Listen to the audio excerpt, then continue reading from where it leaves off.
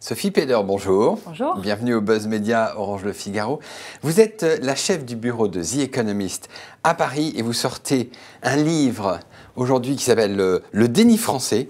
Alors, qui reprend le déni français, reprend le titre d'un fameux article que vous aviez sorti le 31 mars 2012 au sein même de la campagne électorale française où on parlait de la viande halal, où on parlait de la sécurité, mais pas de l'économie. Et vous aviez mis le pied dans le plat, ça avait fait une énorme polémique. Vous y alliez, les Français sont les derniers enfants gâtés de l'Europe. Il y a eu une réaction terrible en France de la part même des médias français. Vous pensez que les médias français participent du déni ?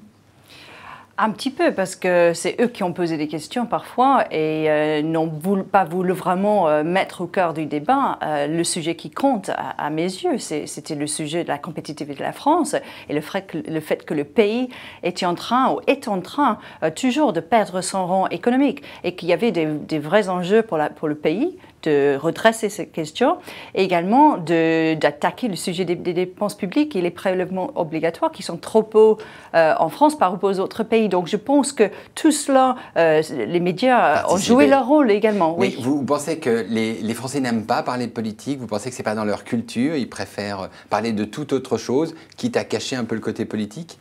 C'est ça qui vous a choqué? Non, c'est pas tellement ça, parce que moi je pense que sur le terrain, les Français sont très intéressés par ces sujets. Ils savent très bien ce qui se passe en Espagne, en Italie. Ils n'ont pas envie que la France se retrouve dans la même situation.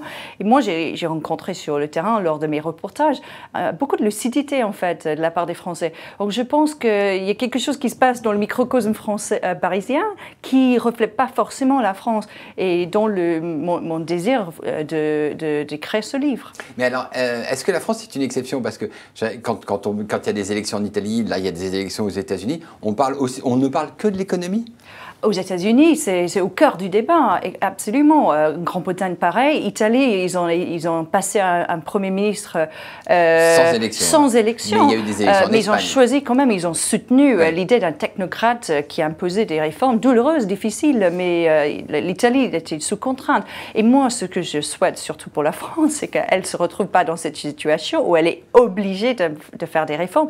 Et j'ai conçu mon livre comme une espèce de plaidoyer pour les réformes. Regardez ailleurs, les autres l'ont fait, la France peut le faire. Ouais. La Suède peut pas le passer, l'Allemagne ou le Canada. Ça doit être des références pour les Français. Alors, ce livre qui sort en ce moment est prémonitoire, on allait le dire, parce qu'on a vu, donc vous disiez qu'il y avait un déni dans les élections. Là, on a vu dimanche dernier François Hollande, le nouveau président de la République, face aux Français au JT de 20h, dire qu'il va y avoir effectivement à la fois des réformes et des efforts. Vous pensez que ça y est, on est rentré dans la réalité des choses?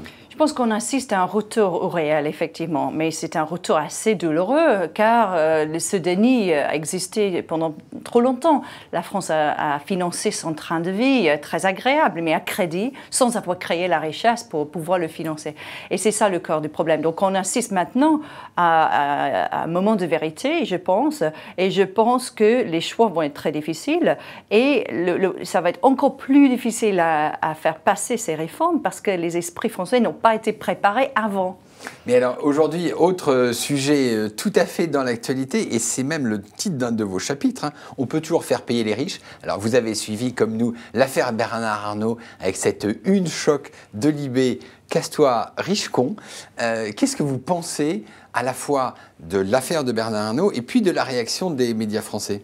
Je pense que c'est très curieux en France. Vous avez parmi vous les plus belles entreprises du monde qui font des profits, et c'est à l'honneur de la France, et ça crée la richesse pour financer justement votre modèle social avec ses nombreux atouts. Mais vous n'aimez pas les riches, et donc ils sont stigmatisés.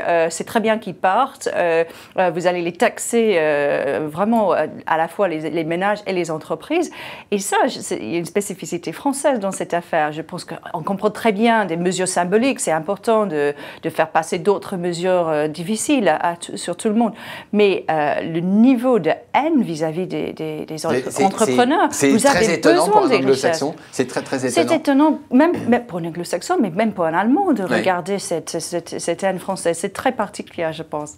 Alors, The Economist, qui est quand même la bible des milieux économiques dans le monde entier, puisque vous avez un tirage très, très, très important, vous avez une espèce de tradition comme ça, à la fois d'impertinence, tiré à boulet rouge. On se souvient très bien de la une, c'était en 2011, hein, sur Berlusconi, avec un titre intraduisible, l'homme qui a arnaqué l'Italie. C'est la marque de fabrique de The Economist?